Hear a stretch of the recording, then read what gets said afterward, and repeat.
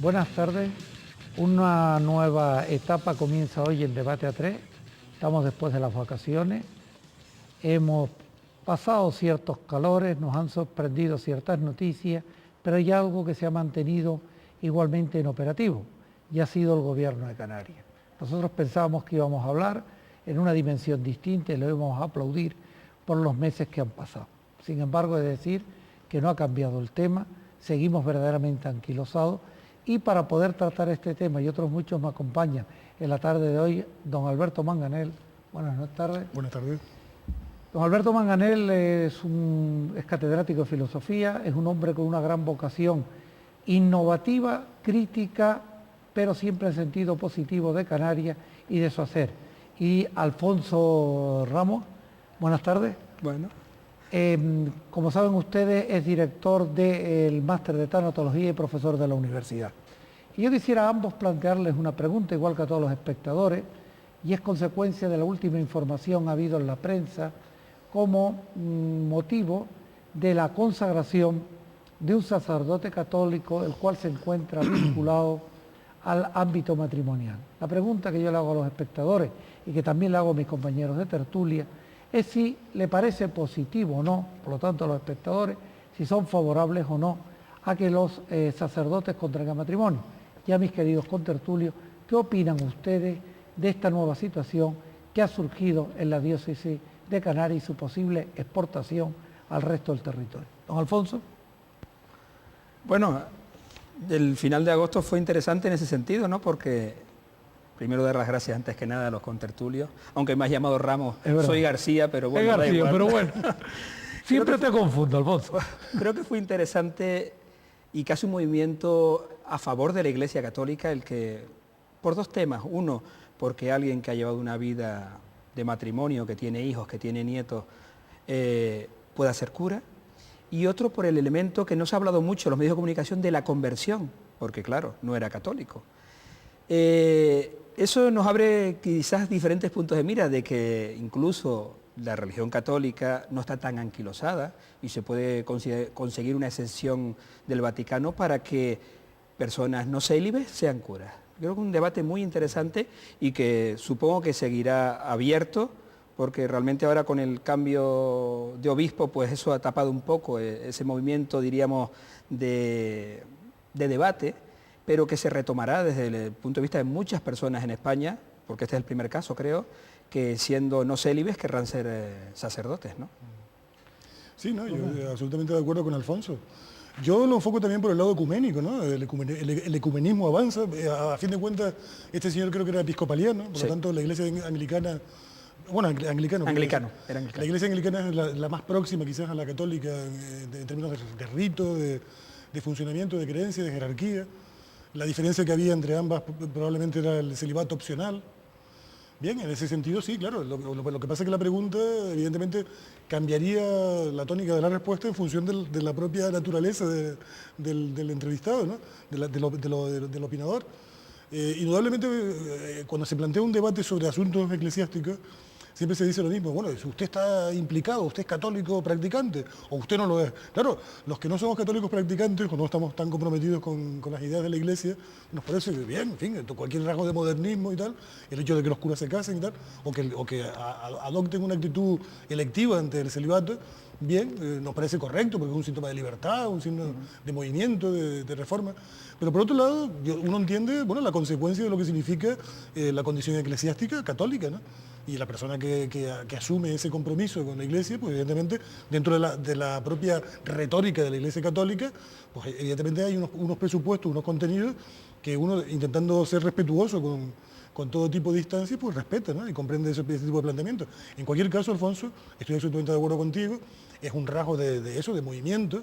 A mí me preocupaba, incluso con la sustitución del nuevo Papa, pues en fin, esos aires digamos, retrógrados, ¿no? Con estos temas, siempre de celebrar que haya apertura, que haya pasos hacia adelante. y bienvenido sea el ecumenismo, ¿no? Entendido como la idea de bien que representan las confesiones religiosas y que de alguna manera pues siempre sumar es mucho mejor que restar. Pero a mí me ha planteado un tema, es decir, si esto es cierto, si se ha autorizado, bueno, antes de que me olvide, deben ustedes enviar cualquier tipo de mensaje Está atacando la al mosca de la tele. 7000, al 7011, canal 8TV 7011. Esta es la mosca, dice que La famosa tiene... mosca de la tele, siempre La vimos en famosa toda la mosca tele. de la televisión del Estado ya la tenemos también. La aquí. pregunta es, ¿será la misma mosca de toda la vida? ¿O va Posiblemente cambiando? no, sea una mosca distinta. Pero yo planteo el siguiente tema, es decir, y ahora está la reflexión. Esto no puede llegarnos a plantear la posible existencia injustificada de por qué se ha producido un cierto rechazo a aquellos que siendo sacerdotes contraen matrimonio. ¿Por qué no se les da un tratamiento, se les permite la integración si se ha hecho a la inversa? ¿Se me permite, Alfonso? Bueno, conectando con lo que te decía anteriormente, ¿no? Quizás esta medida haya sido motivada por un intento quizás de favorecer pues, a lo mejor ese ecumenismo, ¿no? O ese acercamiento entre las iglesias. Tú sabes que entre la confesión anglicana y el catolicismo, precisamente lo único que la separa con un abismo insalvable de momento es la ordenación de mujeres y por supuesto el asunto del celibato. Claro, la iglesia es una institución, la temporalidad de la iglesia es política, es oportunidad, ¿no? Es estrategia. Evidentemente quizás los asuntos vayan, digamos, con un índice de prevalencia o un índice de prioridad en función de la oportunidad que tenga la iglesia como institución, ¿no? Indudablemente el agravio que tú señalas existe, indudablemente hay un montón de buenos católicos, de buenos sacerdotes, personas muy comprometidas con el apostolado, con obras sociales. Quizás el famoso cura que se casaba, ¿no? El cura que se echaba fuera del ámbito, digamos, eclesiástico, pues era un hombre quizás más comprometido con la realidad, en fin, siempre uno quiere pensar eso. Probablemente estas personas sean como damnificadas en el sentido que no se les da una segunda oportunidad de reintegrarlos, ¿no? De devolverles un estatus, un acomodo, ¿no? Dentro de la propia curia, ¿no? En algún apartado que pueda ser apropiado para ellos.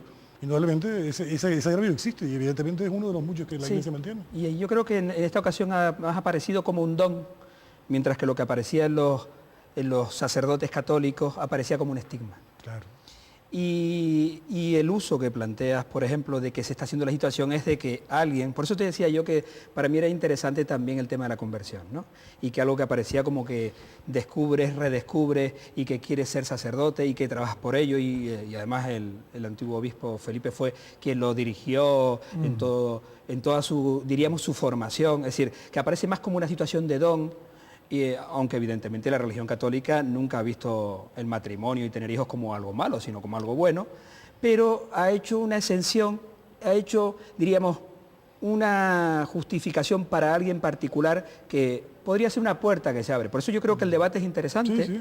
Y el debate que abre la Iglesia también es interesante, porque el celibato siempre se ha visto también como un estigma importante, aunque se permitían en ocasiones dobles morales para el tema de taparlo en diferentes países. De hecho ha habido, bueno, en televisión el año pasado, América, el tema de los pedófilos. ha habido temas que son tremendos con respecto al tema sexual. El tema sexual siempre ha sido un tema del cuarto de atrás, ¿no?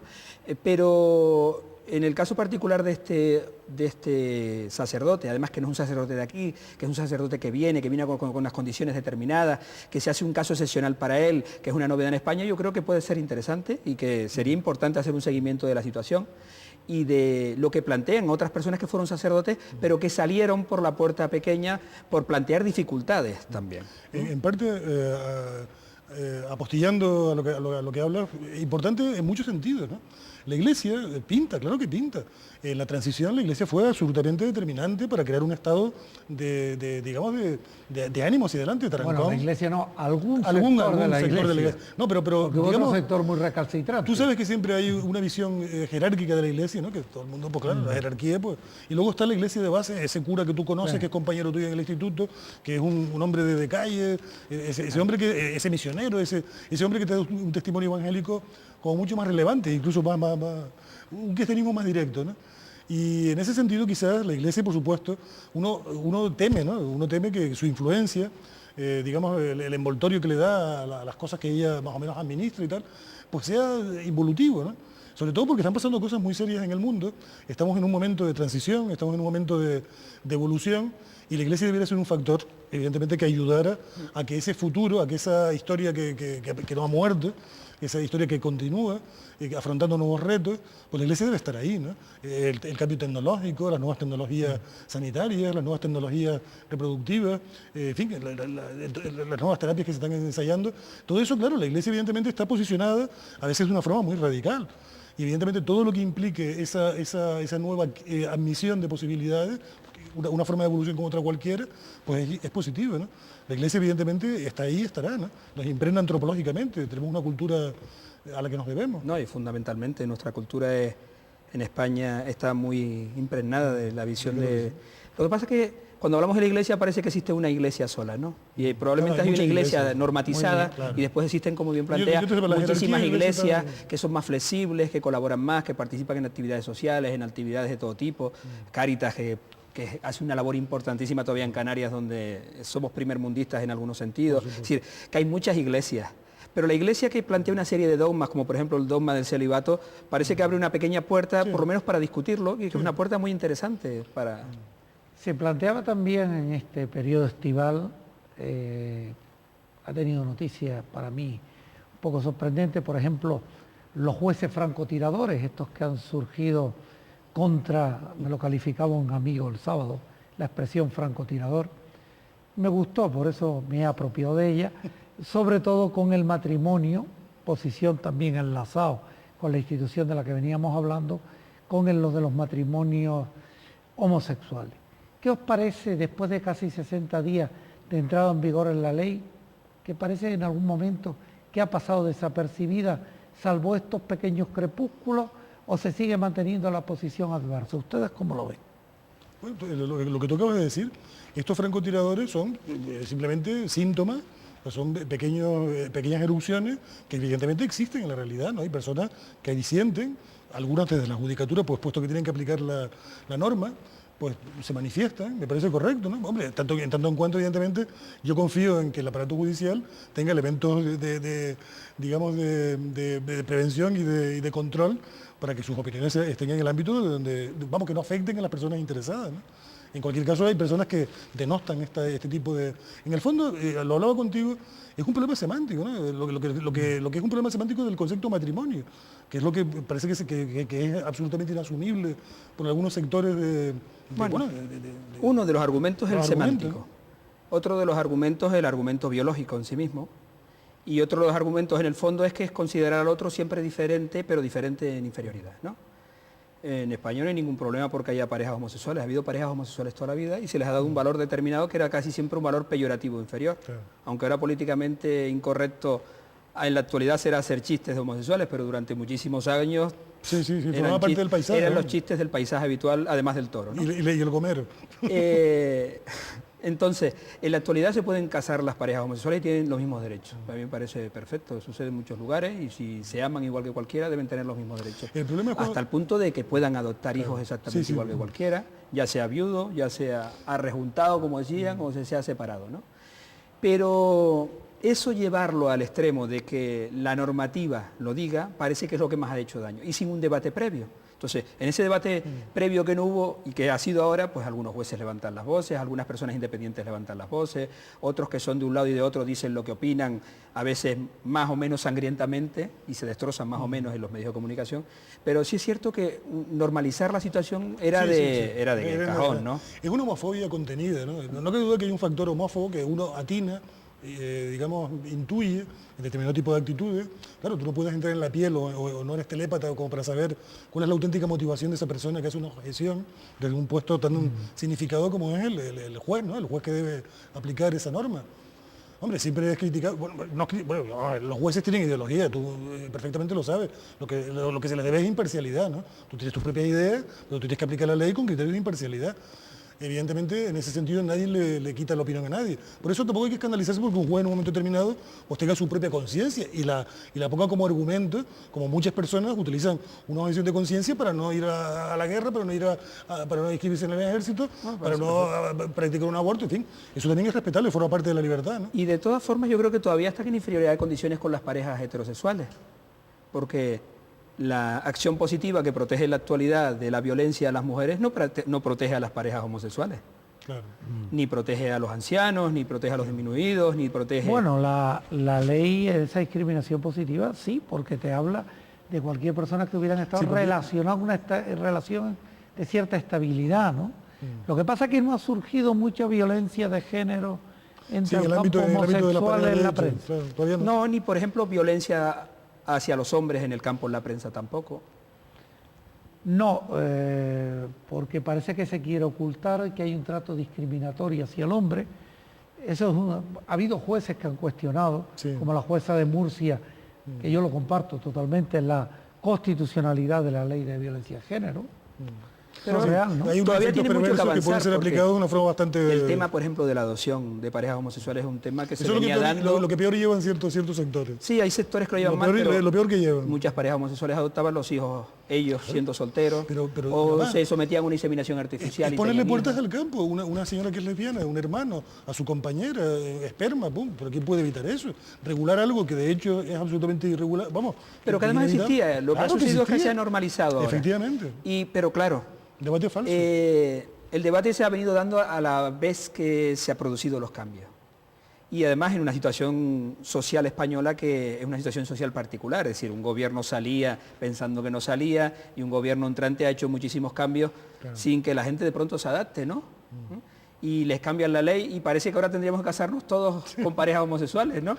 Y dicen, y esto nos va a perjudicar, ¿no? No nos va a perjudicar a nadie, ¿no? Como las parejas de hecho, es una cosa que uno puede decidir eligiendo qué opción quiere. ¿Y ustedes qué opinan de esa norma que entró 15 días más tarde que la de matrimonio homosexual, que dice que hay que participar por imperativo legal en el ámbito de las tareas domésticas? Bueno, cuando el legislador regula cosas tan a mí me parece muy interesante porque, claro, eso quiere decir que voy a tener a alguien en casa que me ayuda en las tareas domésticas. Que pueden llegarse a demandarte una separación o un divorcio porque no hacen la cama. Está bien. No, pero de alguna manera eso, que se intente regular desde una norma, ¿no? Una norma evidentemente seria, de convivencia. ¿no? Exacto, las tareas más peregrinas, más veniales, ¿no? De la convivencia entre las personas y tal. Yo en mi casa te lo puedo asegurar que las temas de la cocina los llevo yo, de planchar y eso, pero de la cocina lo llevo yo. Sé que lo hace muy bien. Y por supuesto, Yo en casa también lo hago yo porque, bueno. O sea que yo tengo testigos de que no me puedo acusar de eso, tú ya me salvas de esa norma, ¿no? Sí. Pero mira, que no y lo de cumplir en el seno del hogar también lo van a regular. Es obligatorio, si hay que contribuir, tiene que participar. ¿Y lo del dormitorio de puertas adentro también lo van a regular? Hombre, yo creo que el derecho nunca puede entrar en los dormitorios. Eso es mi opinión. Porque entonces calcula la cantidad de demandas por expectativas fallidas. Exacto, mucha gente le saldrían las vergüenzas. ¿Qué va? Estamos metiéndonos en un terreno. Pero no es un poco sorprendente que tengamos que llegar a ese casuismo. O sea, bueno, no es pasar. Evidentemente, exacto. Bueno, lo que sí es cierto, Juan Manuel, es que bueno, efectivamente estamos viviendo una enfermedad terrible que es la violencia de género, donde quizás las mujeres han entrado en guerra por su liberación en el sentido tradicional de la razón patriarcal, eso es correcto, ¿no? El hecho de disentir y de tener su propia, ejercer su voluntad, pues ha chocado con personas atrincheradas en ese machismo recalcitrante, ¿no? Brutal, y que produce víctimas, y que muchas mujeres han muerto. Dentro de esa situación de tragedia, ¿no? Evidentemente de crueldad, de sufrimiento, que efectivamente todos somos conscientes de que existe, pues claro, el hecho de intentar compensarla con medidas siempre a favor de la parte, en fin, de la parte teóricamente damnificada, pues quizás está cayendo en exceso, ¿no? Bueno, como todo, ¿no? Una especie de rollo pendular de acción y reacción, que evidentemente, bueno, la sensatez y el sentido común, y sobre todo la práctica y la experiencia, ¿no? y cómo va aplicándose la norma, pues yo creo que todas las aguas se irán sedimentando y la cosa, pues espero que vaya por el buen camino, ¿no? No cabe duda que la experiencia judicial es lo que poco a poco, la jurisprudencia es lo que irá alimentando la... A mí cuando salió esta ley me recordaba cuando había jueces de paz, que eran negociadores, que hablaban el tema, que se usaban mediadores, igual que mediadores para tratar otros temas, para tratar estos temas.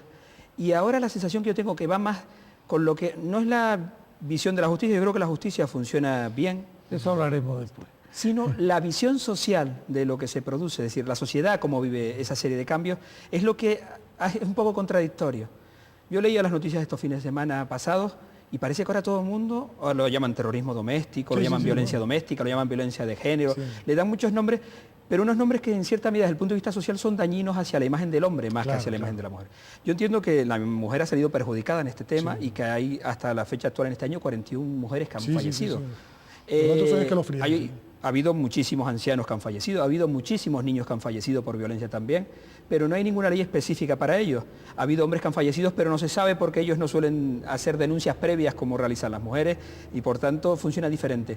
Pero yo sí demando que esto lleve también paralelamente un movimiento hacia la visión social, hacia la educación de este pueblo en los que diariamente se ve que se habla como si fuera un terrorismo importante, donde el hombre como si no se hubiera adaptado a ser hombre en esta sociedad del siglo XXI. Yo creo que siempre hay hombres y mujeres... Hay una figura muy anglosajona, ¿no? Que es el consejero matrimonial. Hay muchas parejas que efectivamente ese machista, ¿no? Ese hombre atrincherado en las enseñanzas de su madre o en el ejemplo de su padre, o en fin, o en las posturas, los presupuestos que los haya adquirido de la forma que haya sido, que quizás una persona que de alguna manera lo educara, ¿no? Lo reeducara, probablemente solventaría muchísimos conflictos y esa figura evidentemente debiera ser mucho más utilizada. Yo creo ya que la medida judicial. Que era necesario como el mediador social. Porque después cuando lees que intentan buscar un perfil a los maltratadores, dicen, no, el 85 al 90% son personas normales. Evidentemente no es algo que vaya con la historia del ser humano y del hombre en particular. Sino que es algo que va probablemente que se cuece en el seno de esa relación. Está claro que el problema es la educación, o sea, ¿por qué existen personas que son capaces de creer que son propiedad o tienen un privilegio por encima de las mujeres, ¿no? Esa homofobia, ¿no? Bueno, esa razón patriarcal que en parte, bueno, conectando con el tema anterior, pues el cristianismo, el catolicismo, la jerarquía tal, ha ayudado un poco lo ha alimentado, ¿no? Lo ha prodigado. No, hay que tener un modelo que durante el tiempo que funcionó probablemente fue válido y era un modelo aceptado socialmente. El modelo de esta sociedad ha cambiado y las reglas de la sociedad deben saberse cuáles son las nuevas y la igualdad debe también estar presente y patente. Pero yo no creo que sea algo que arrastremos en nuestros mapas genéticos y que ahora el hombre sea violento. No es que esta generación sea más violenta. Es simplemente que la mujer ha cambiado de rol, ha evolucionado evidentemente, y que evidentemente algunos señores no lo aceptan, ¿no? O tradicionalmente son incapaces de asumirlo. ¿Será que yo siempre, como soy de una profesión fundamentalmente femenina, que soy enfermero, pues toda la vida he estado mandado por mujeres, he estado rodeado por mujeres y siempre me ha ido bien sin ningún tipo de problema? No, probablemente esa imagen que se intenta dar de los hombres que siempre han mandado, que llevan los pantalones en su casa, es una imagen que probablemente nunca ha existido. Y que sí es utilizada en muchísimos medios de comunicación. Es histórica, es institucional. Para plantear la dificultad. Hay un modelo, digamos, de sujeto y objeto con respecto a los roles masculino y femenino, ¿no? El hombre tradicionalmente tenía que convencer, pero no tenía que seducir. Era el protagonista, el sujeto, y la mujer era el objeto, el seductor. Ahora la mujer, evidentemente, aparte de seguir seduciendo, pues convence, ¿no? La mujer pues, está en la judicatura, la mujer está en la empresa, la mujer está en la enseñanza, la mujer está en la medicina, la mujer ya tiene un peso específico, evidente, ¿no? Pero que te vuelvo a repetir, que el hombre también, en ese sentido, de quedarnos solamente con que el hombre y el oso, cuanto más feo, más hermoso, peor para él, como decía aquel anuncio de la tele, ¿no? Claro, los hombres también han adquirido el rol de ser objeto, de ser seductor. Lo importante es que haya un equilibrio entre el sujeto y el objeto, ¿no? Entre ser seductor y ser una persona convincente. Y eso es lo importante, ¿no? Vuelvo a repetir que todo este tipo de medidas, todas las medidas judiciales, bien correctas, porque hay que atender a un problema agudo que es la violencia real, directa, la que tenemos en la calle, pero luego la educación. En la escuela, los proyectos éticos contemporáneos, por lo menos que defiende mi gremio, la mosca de la tele hoy está, pero hoy especialmente, está fuerte, bueno, también es el calor, que no podemos acusar a la pobre mosquita, es que la pobre mosquita lo lleva peor que nosotros. Bueno, los proyectos éticos contemporáneos, pacifismo, ecologismo y evidentemente, ahí va, se me olvidó uno, feminismo, evidentemente. No esos tres grandes proyectos debemos transmitirlos a los chicos, pero de una forma correcta, ¿no? y bien administrada. Y por supuesto que la propia tolerancia y la propia, digamos, convivencia de los dos roles podamos realmente construir personalidades. Pero que realmente yo creo que también estamos en un error, porque no hay dos roles en la actualidad. Hay diversidad de roles, infinidad de roles, y con respecto a género tampoco es hombre y mujer en la actualidad. Pero el tema de los porque claro, si yo fuera homosexual y me vistiera de mujer, sería homosexual, transexual. Bien. Un travesti más bien. Bien, pero entonces no son hombres y mujeres solo. Y serías un travesti extraño. Estamos fuera de tiempo, hacemos una interrupción y volvemos dentro de un minuto.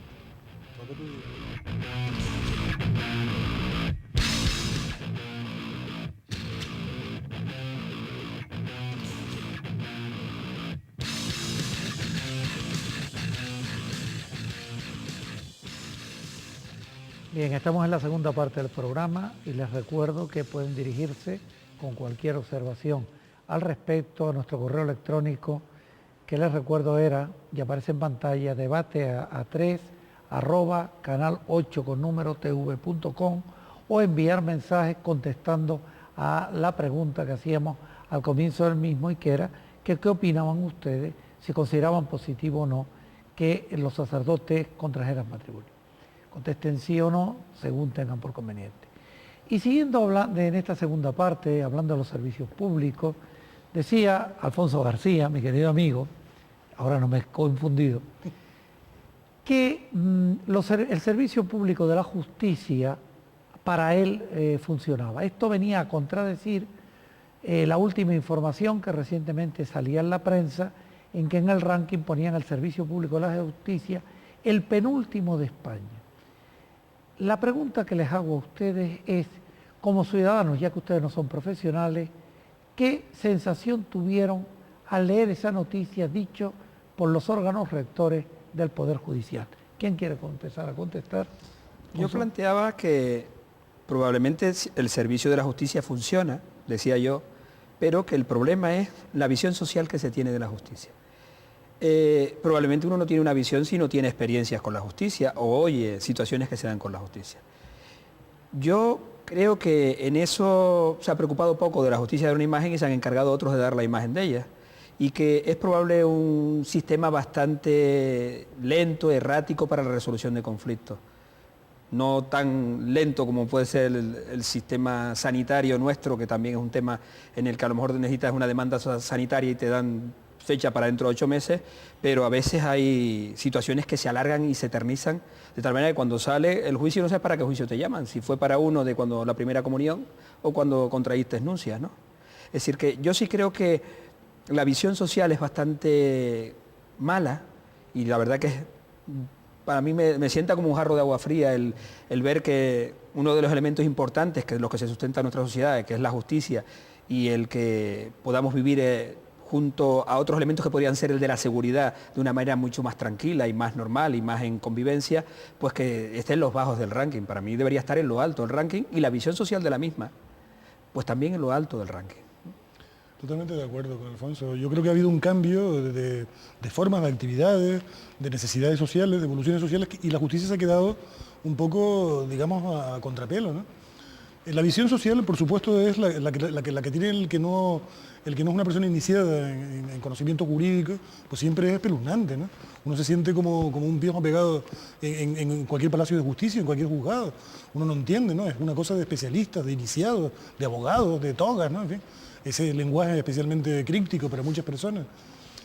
Por otro lado, la justicia a veces es incomprensible. La justicia también hay que empezar por el principio, ¿no? La percepción que tenemos de las cosas viene a través de los más medios, ¿no? de los medios de comunicación. Y los medios de comunicación realmente no tienen un periodismo, digamos, acorde con la información judicial, salvo los casos, en fin, señalados y tal. Pero digamos que las personas tienen una percepción bastante negativista, entre otras cosas porque es muy frustrante la justicia, ¿no? La justicia siempre implica, pues, molestia, siempre implica sumisión, es un poder del Estado, es un poder real, es un poder que tú puedes, te lo pueden hacer notar, ¿no?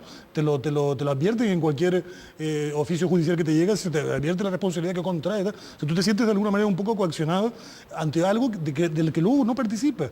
Evidentemente, las personas se sienten un poco frustradas. Yo creo que hay frustración con respecto del hecho de la justicia. Y claro, como todos somos justiciables, pues es un poquito y la no inmediatez en la resolución de los conflictos.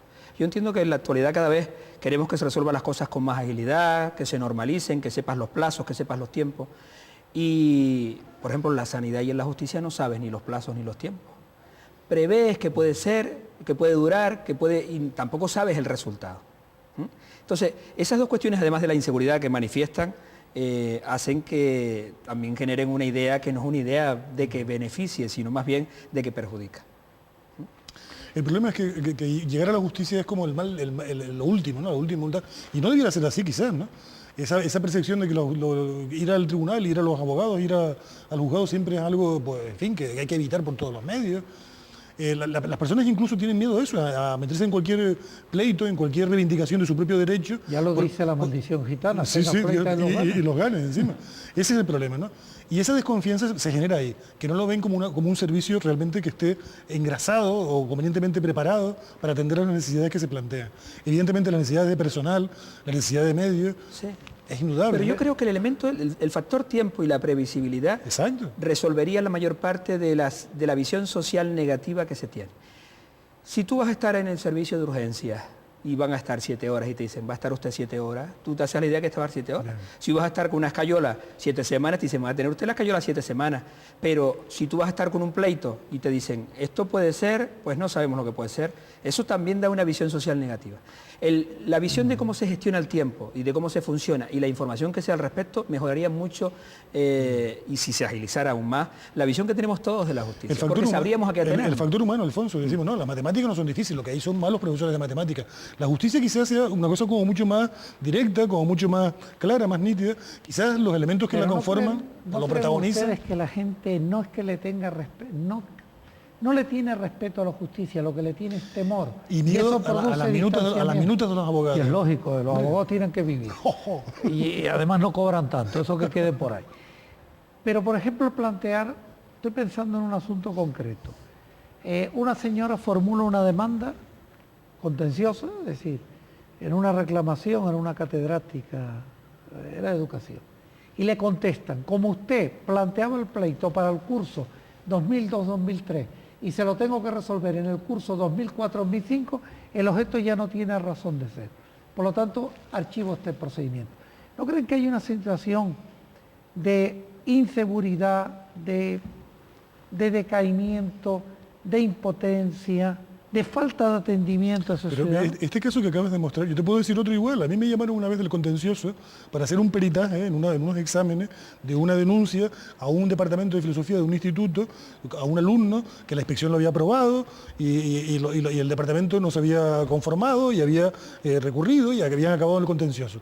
Pero claro, ese niño estaba acabando la carrera, eran 6 años después, era una situación absurda, surrealismo puro, pero estaban en el contencioso más que nada para que quedara claro la potestad de cada uno. Bueno, en ese aspecto pues sí había cierta... Para salvar la moral ya. Exacto, había por lo menos cierta utilidad en aquel despropósito, ¿no? En aquella ópera bufa en lo que se había convertido. Yo creo que no, estamos dando una razón en que el factor tiempo, y hablo del tiempo cronológico, es importante que se sepa previamente. Si yo sé, como sucede ahora con las listas de espera, que si me operan de una hernia discal a los 2 días estoy caminando, y que para operarme voy a tardar 3 meses y que me operan tal día por la tarde, o yo sé que me voy a examinar de cualquier asignatura el día 7 de junio por la tarde del año 2006, ¿por qué no sé que ante una denuncia presentada, pues esto va a llevar un trámite que será el día tal, el día cual y el día cual? De tal manera que la previsibilidad de la situación hace que todos sepamos que se va a llevar en esos días y que que hay gente que está trabajando por ello. Evidentemente los funcionarios llevan su ritmo, los magistrados llevan su ritmo, los procuradores llevan su ritmo y hay muchísima gente implicada en todo esto. Pero el que no sepamos a dónde vamos, evidentemente nos da más dificultad para entender absolutamente todo. Claro. Salvando un poco, o distanciándonos un poco más de este tema, la justicia como concepto, o el juez como concepto, el que la administra, ¿no? También es una garantía importante. Yo hasta cierto punto lo mitifiqué durante un tiempo, sobre todo la conformación de esta nueva sociedad democrática, donde los derechos... Hasta que lo fuiste conocido. Bueno, lo de la pérdida de la inocencia que hablábamos en cierta ocasión, ¿no? Pero que efectivamente el juez es una garantía ante la arbitrariedad del político, la arbitrariedad del administrador, de la administración en general, de los poderes que evidentemente interactúan en la labor política, ¿no? Y el juez, tú lo consideras como un ser que efectivamente es capaz de protegerte, un ser amigo tuyo, una entidad que efectivamente puede interponerse entre los poderes reales, los poderes, digamos, de otras áreas del Estado o de la sociedad, de la realidad, y evidentemente tus derechos, ¿no? O tu integridad, tu dignidad. En ese sentido, al juez yo le exijo quizás un mayor grado de compromiso, digamos, de acogimiento, ¿no? de mimo hacia el justiciable. La última vez que yo tuve una experiencia judicial fue realmente frustrante, ¿no? Era un tema de compañía de seguros, choque en cadena y tal. Y bueno, tú sabes que las compañías de seguros tienen muchos elementos digamos, de acuerdo antes de llegar a eso, instancia judicial, ¿no? Pero en fin, uno de los que participaron en el choque en cadena, pues no se resignó a lo que le pagaba la aseguradora y acabamos en el juzgado. Yo, que soy una persona como más estoica, pues efectivamente, yo desde luego no quería saber nada de juzgado, por eso que le traslucía antes, pero al final me acabé en un juzgado, no queriéndolo, ¿no? Porque otro sí lo quiso. Y cuando yo intenté justificar el tal, como que se me ninguneó, fue un acto, digamos, como muy deshumanizado, ¿no? Había una jueza que efectivamente estaba impartiendo el asunto, unos abogados que uno no conocía porque eran de las compañías aseguradoras, y uno se sentía allí como un elemento absolutamente objetual, sin ningún tipo de protagonismo, una persona que no sabía dónde estaba, que la habían secuestrado y la habían obligado, la habían de alguna manera coaccionado a estar allí, ¿no? Contra su voluntad. Bueno, pero la justicia también tiene esa visión, ¿no? También tiene ese determinismo, ¿no? Esa fatalidad. Pero por otro lado, repito, el juez o la justicia como entidad, ¿no? Y el juez como persona que actúa en nombre de esa entidad, vamos, tiene que ser como esos héroes mexicanos, del héroe del Capitán Barrio, en fin, ese tipo de persona que tú realmente te sientas segura ante él, ¿no? Que te sientas acogida entre él. ¿Y ustedes esa participación que permite hoy la Constitución, como miembros de un jurado, que sería actuar como jueces, cómo lo ven? Mira, lo veo correcto, ¿no? ¿Han participado en algún jurado? No he participado, pero a mí me parece que eso también da, además la visión, junto a la visión del tiempo y a la visión de que fueran más ágiles todo el tema de juicio, da una visión de que la parte social que juzga, que es la sociedad que creamos todos, no solo la sociedad que crea una serie de normas, sino de cómo vivimos las normas y cómo las entendemos, también forma parte de por lo menos de la sentencia. A mí me parece muy interesante. Yo creo que nuestra sociedad todavía no se ha impregnado mucho de que la sociedad... De suficiente querulancia. De hecho, se ha visto mal en nuestra sociedad siempre el votarse a la calle, el dar la opinión, el estar en manifestaciones. Eso todavía lo llevamos una cierta carga a nuestras espaldas de que eso no está bien visto. Por una parte de nuestros atavismos. De que eso es de gente baja, que eso no se debe hacer, ¿no? Que no se debe... Por ejemplo, ahora que empieza el curso académico, el año pasado se criticó que al principio del curso académico se abucheó al consejero de educación y no se le dejó que abriera el curso académico. Evidentemente que era una persona que estaba boicoteando el movimiento universitario en ese momento y que cobraran una cantidad a los profesores. Es decir, es como inadecuado, ¿no? Como que es políticamente incorrecto que se demande eso socialmente, ¿no? Pues yo creo que es bueno que haya juicios, que formen parte miembros de los diferentes estamentos de la sociedad en los juicios, que forman parte del jurado, que den su opinión, que en pequeño grupo lleguen a un consenso. ¿Por qué no? Porque va a ser solo la visión del que está arriba. Si llegaran las opiniones tan radicales como de que la guerra es una cosa demasiado seria como para que la lleven solo los militares, o que la justicia es una cosa demasiado seria para que la administren solamente los jueces... No, es que durante mucho tiempo siempre se ha dicho como elemento que dirige que quien debe hablar de los temas es quien sabe. Si eres profesor, debe hablar de los temas profesores. Si eres médico, los temas médicos. Está clarísimo. Yo creo que no, que hay que sociabilizar los temas. Pero que hay una opinión sobre lo que es justo o no, que se aparta fuera de lo que es la pura aplicación formal de una norma, ¿no? de una literalidad, ¿no? que está en la opinión de la sociedad, reflejada evidentemente en un jurado.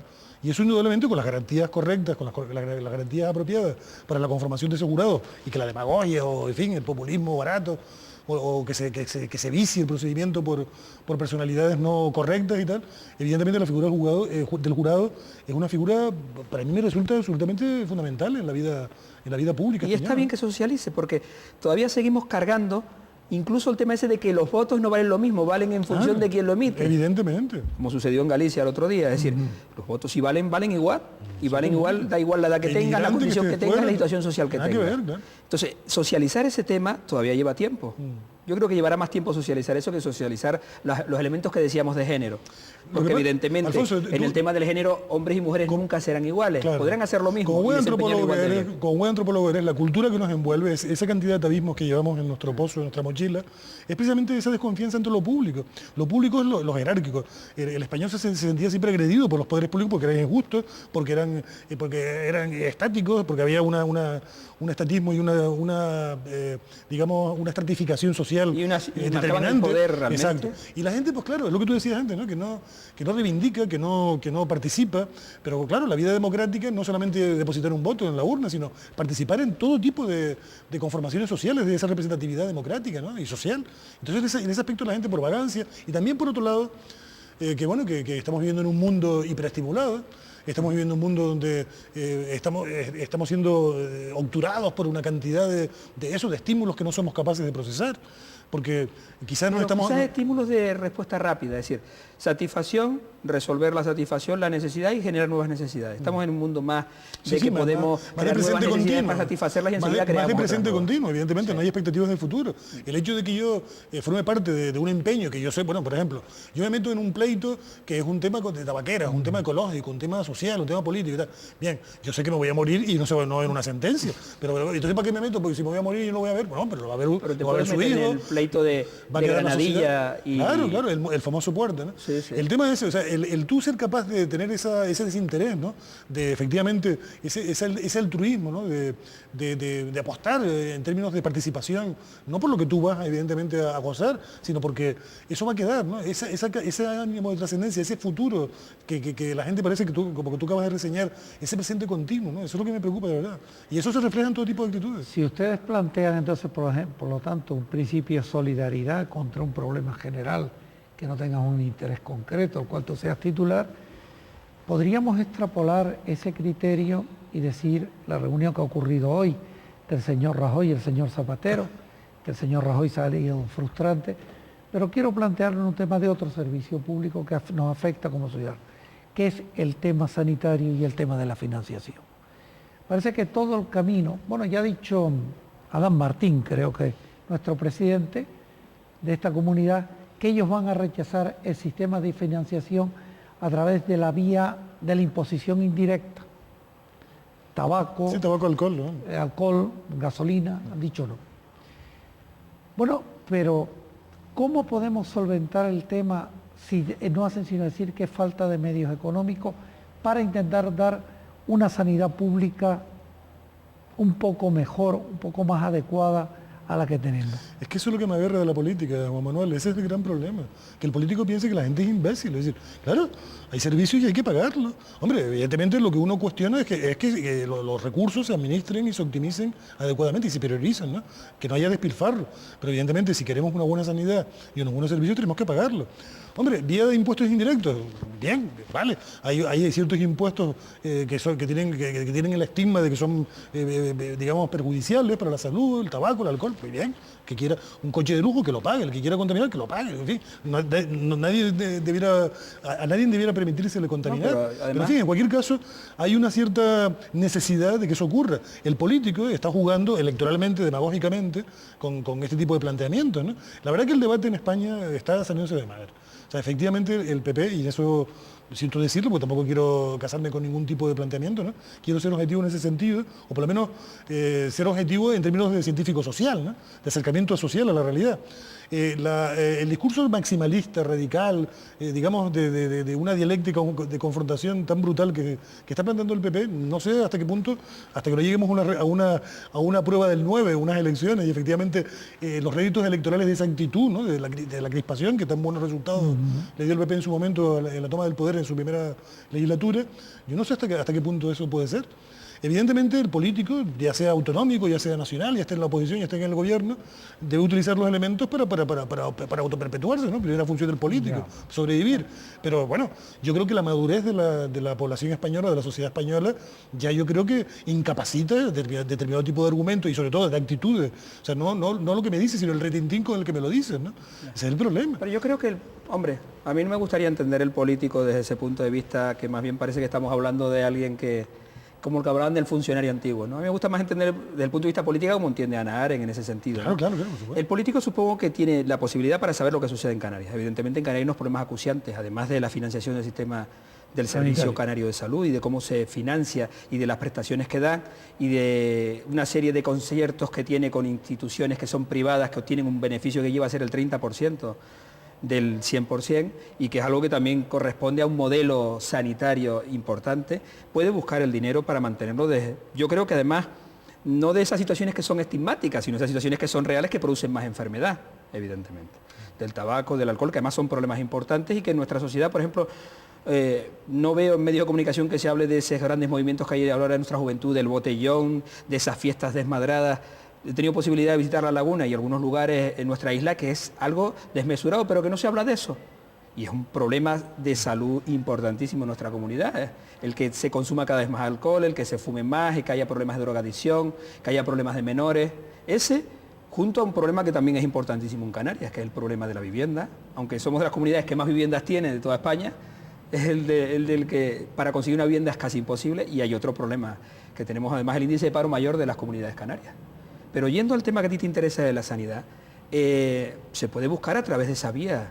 Pero lo que se tiene que clarificar también es qué modelo sanitario queremos para nuestros canarios y cómo se está invirtiendo en el modelo sanitario. Y si realmente el modelo sanitario lo que está haciendo es beneficiando directamente a una serie de personas que se benefician de que una serie de demandas sanitarias no las cubre la sanidad pública, sino que se la damos a la sanidad privada. En nuestra comunidad están proliferando a consecuencia de que no se puede prestar la asistencia adecuada en el tiempo adecuado a personas que tienen algún tipo de dificultad o de discapacidad, pues se están derivando hacia centros concertados que la prestan, no sabemos si con la igual o con diferente calidad esa asistencia. Eso sí es un problema importante, porque cuando yo pago al servicio, al gobierno de Canarias a través de mis impuestos, lo que quiero es que me den la mejor atención. Y a lo mejor hay gente que dice, no, yo quiero que me den la atención en el Hospital Universitario de Canarias, yo no quiero que me den la atención en esa clínica que usted me ha derivado, yo quiero que me atiendan allí, o en el hospital de Nuestra Señora de la Candelaria. Eso también marca una diferencia y discrimina a quien es atendido.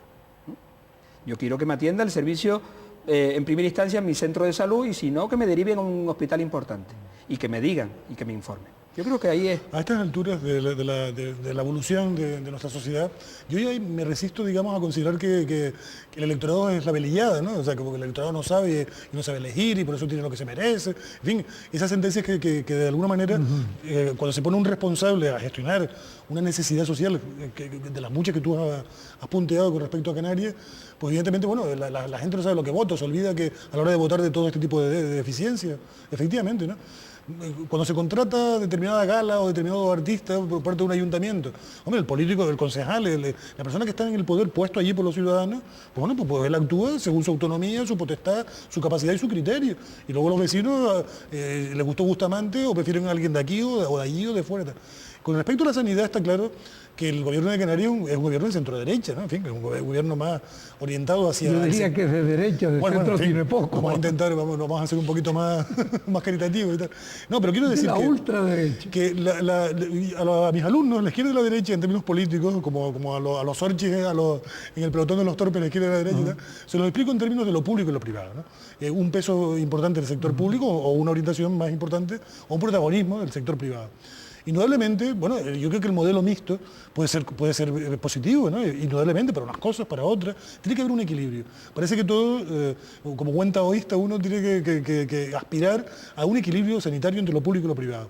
Evidentemente, optimizando todos los recursos, sumando antes que restar, y por supuesto no creando dos áreas de práctica médica o de oferta médica que sean contradictorias y competitivas, sino en todo caso que sean complementarias, ¿no? Tanto a nivel de Canarias, en otros sectores, y eso es lo importante. Canarias se suma complementándola, no enfrentándola, y indudablemente desarrollándola con equilibrio y armonía. Y en eso estamos pecando. Quizás la clave de la gestión en Canarias se pueda perfectamente transcribir o explicar en términos de pleito insular, en los términos, digamos, de lo que es Canarias como fundamento y entidad política de dos provincias, de dos islas mayoritarias, porque el tema sanitario también, el tema de hospitales en Las Palmas, el tema de hospitales en Tenerife, que nos quitan de acá, que nos quitan de allá, eso en boca del político aberrado, ¿no? Que utiliza la demagogia en términos de tirarte los argumentos a la cabeza como una pedrada, no. Y eso es lo que un poco denunciaba antes de ese político mal encarado, mal enrollado, y sobre todo la falta de respeto a la población, porque la población, efectivamente, a la hora de votar se olvida de muchas cosas, ¿no? O no integra todas las cosas, o no hace un resumen de todas las cosas, pero... Y en esa falta de respeto que habláis, y por lo tanto del control de fondos públicos, habéis sacado el famoso tema ahora del verano y de la intervención de los artistas. ¿No parece que es que la concesión política en Canarias es intervenir en lo privado y en cambio desatender a lo público? ¿Por qué yo, ayuntamiento, me pregunto, ayuntamiento X de cualquier municipio, tengo que contratar al Bisbal, al de Juanes, cuando con esos fondos podría ayudar a establecer un centro de salud, una residencia geriátrica para mí? ¿Hasta qué punto podemos aceptar eso? Claro, pero Canarias yo creo que es de las comunidades que más fiestas tiene. Sí. La que menos se trabaja. Tenemos Y eso es malo, casi una Juan Manuel. fiesta Eso es cada lo que 2 le días. digo, chicos. Una fiesta cada 2 días. Y después Sí. cada municipio gestiona una cantidad de dinero para actividades festivas que lleva un criterio ambiguo, muy ambiguo, ¿no? Porque casi siempre yo creo que los dineros emanan de cultura, de juventud y de concejalías de este tipo, y después el criterio para elegir un artista. Otro es el criterio, no un criterio consagrado, claro, sino del que está de moda, del que puede llamar a más gente, de que puede ser un evento más importante, y se mueve mucho dinero. Y si no, miremos que hace poco fueron las fiestas lustrales en La Palma, y mira que se movieron artistas, se movieron muchísimos artistas que se pagaron infinidad. De hecho, tengo siempre la sensación, y ahora hablo por mí, de que cuando es un artista de renombre que se trae de fuera, nos gastamos lo que haga falta. Pero si hay que traer a alguien de aquí o potenciar a alguien de aquí, no tenemos dinero, ¿no? Es decir, por ejemplo, si eres de un taller folclórico que se lleva en un pueblo, pues bueno, eso se pueden cambiar en la casa de Maruca allí mismo. Y no hay problema, no hay que pagarles nada. Pero si vamos a tener un grupo, lo traemos de cualquier sitio, lo ponemos en un hotel de 5 estrellas, lo recibe el alcalde y le da otra historia. En eso somos muy provincianos. En eso somos todavía muy provincianos, sí es cierto. Y creo que en cada uno de nuestros pueblos se funciona así. Cuando es algo de lo nuestro, y evidentemente yo no soy un defensor a ultranza del folclorismo, pero sí creo que es un movimiento importante y que sale adelante porque hay muchísimas personas que creen en él y que hacen talleres y que avanzan y que enseñan a tocar instrumentos y que crean grupos folclóricos y que se mueven por la isla y que después los quiere invitar todo el mundo cuando se hace fiesta a los pueblos, pero no les quiere pagar nada, como si ellos fueran los que tienen que hacer las cosas de gratis. Pero en cambio traen a alguien de fuera, ahora de esos de salsa o de grupos referentes, y eso se pagan millonadas, que son autofinanciadas por grupos privados y por los ayuntamientos. Yo sí creo que deberían mirar un poco más hacia casa. Y después si van a invitar a alguien a que haga el salto del palo, también que sepan que es alguien que también se le ocurra. Y si van a invitar a hacer grupos incluso nuevos que hacen músicas experimentales, también lo paguen. Que utilicen una equidad en ese tema. Señores, estamos fuera de tiempo. Ha terminado Cuando se nuestro pasa espacio, qué rápido se pasa. pero hemos visto un tema claro, que era lo que decíamos al principio. Este gobierno, pese a calificarse de nacionalista, pese a calificarse la defensa de lo nuestro, Es un poco se cosmopolita suele con olvidar esto de de la todo verbena, ¿no? lo realmente de lo importante de Canarias, y empieza a mirar hacia otras islas que no sean las de este archipiélago. Esperamos vernos la próxima semana.